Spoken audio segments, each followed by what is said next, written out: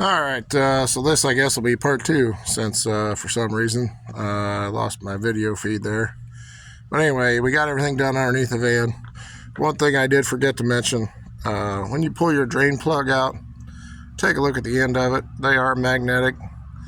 So if there's any like fines or anything like that on the end of your drain plug, that's never a good sign. You're probably about ready to have catastrophic engine failure. Main bearing or something like that's going out, so just be aware of that as well. So at this point we can leave the dipstick pulled out partially, but we can come over here, go ahead and pull the oil fill plug cap off. Alright, set it up here out of the way. Alright, and I got my funnel in there ready to go now. These shop towels are real handy. I always keep about 3 or 4 of them out and ready to go. But yeah, we'll get the jug of oil opened up here, pull the foil off of it, and pour it in. Alright, I'm going to set my phone down here. Hopefully the camera can catch all this. I think it can. But I'm just going to go ahead and take my oil and start pouring it in here.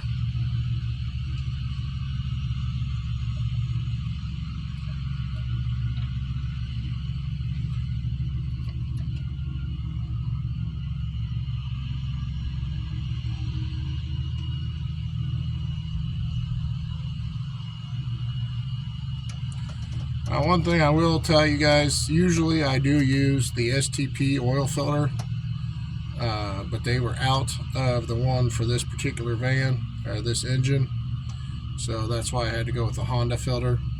And I always get the extended life filters versus the real basic cheap ones. I bought a cheap one time on another vehicle I owned, screwed it on there, and as soon as I started up, I could hear oil spewing everywhere. So I don't know what was wrong with that filter, but that was the cheapest filter they made. And you know, ever since then, I always buy the extended life filter.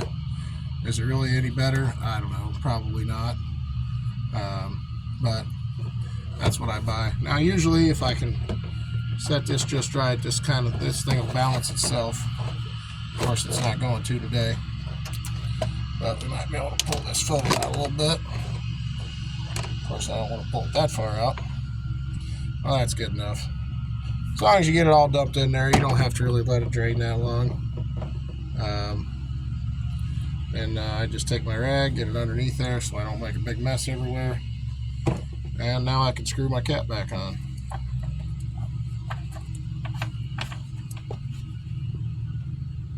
Alright, got that on there.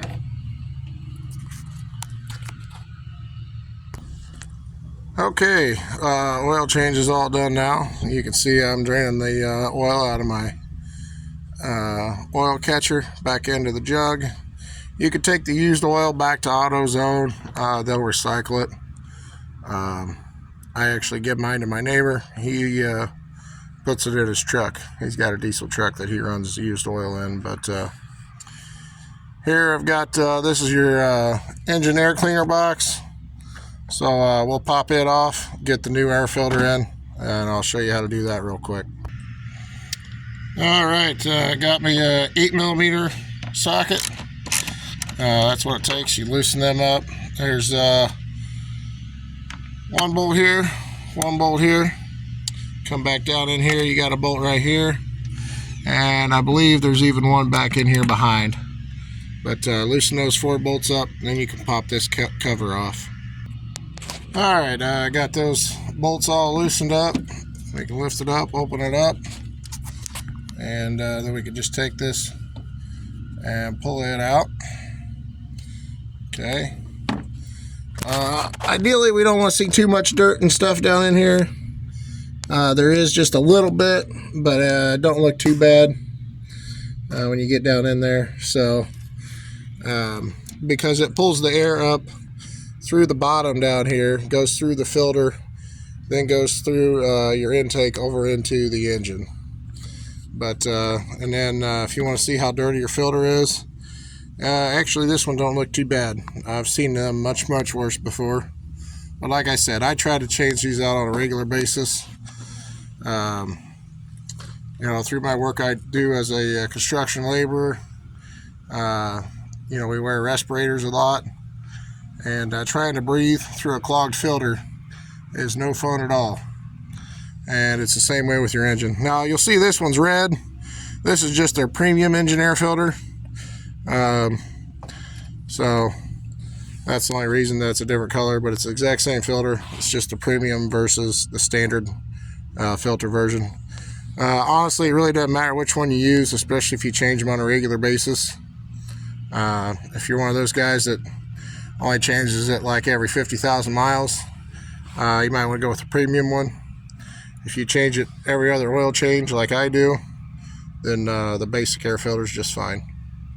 And the reason I got the premium this time, again, they didn't have the regular air filter at the store I went to, so I got the premium for the price of the regular. So yay me.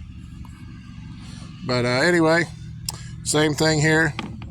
Pop open our lid, hold that open, and then we'll drop this thing down in there